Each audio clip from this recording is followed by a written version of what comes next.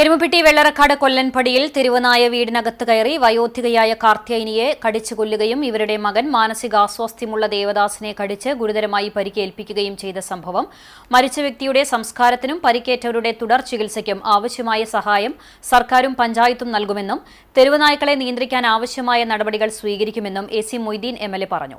മേഖലയിൽ തെരുവനായ ശല്യം രൂക്ഷമാണ്. ഈ സാഹചര്യത്തിൽ പഞ്ചായത്തും തദ്ദേശ മൃഗസംരക്ഷണ വകുപ്പുകളുമായി ആലോചിച്ച് നായ്ക്കളെ നിയന്ത്രിക്കുവാൻ ആവശ്യമായ നടപടി സ്വീകരിക്കും.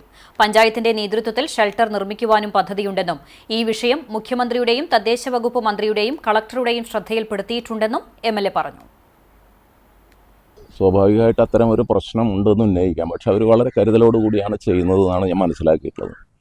നമുക്ക് ഏതായാലും ഇത്തരം ഒരു പ്രശ്നം ഉയർന്നു വന്ന സ്ഥിതിക്ക് സുരക്ഷിതമായി അവരുടെ തൊഴിലെടുക്കാൻ കൂടിയുള്ള സൗകര്യങ്ങൾ ഉണ്ടാക്കി അത്തരം മാംസാവശിഷ്ടങ്ങളുണ്ടെങ്കിൽ സംസ്കരിക്കാനുള്ള സംവിധാനം പഞ്ചായത്ത് കൂടി ചേർന്ന് ഇവിടെ ഉണ്ടാക്കാൻ വേണ്ടിയുള്ള ഈ പ്രശ്നത്തിൻ്റെ അടിസ്ഥാനത്തിൽ ആലോചിക്കേണ്ടതാണ്. നിങ്ങളത് ആലോചിക്കാം. നമുക്ക് അവരുടെ തൊഴിൽ നഷ്ടപ്പെടുത്താനാവില്ല. അവർക്ക് ആവശ്യമായ സംസ്കരിക്കാൻ ആവശ്യമായ സൗകര്യം ഉണ്ടാക്കി കൊടുക്കും. അതെ, അത് ആലോചിക്കുകയാണ്. മുഖ്യമന്ത്രിയുടെ ശ്രദ്ധയിലും സർക്കാരിൻ്റെ ശ്രദ്ധയിലും പഞ്ചായത്ത് മന്ത്രിയുടെ ശ്രദ്ധയിലും ഞാൻ ഇപ്പോൾ കളക്ടറോട് രാവിലെ സംസാരിച്ചിരുന്നു.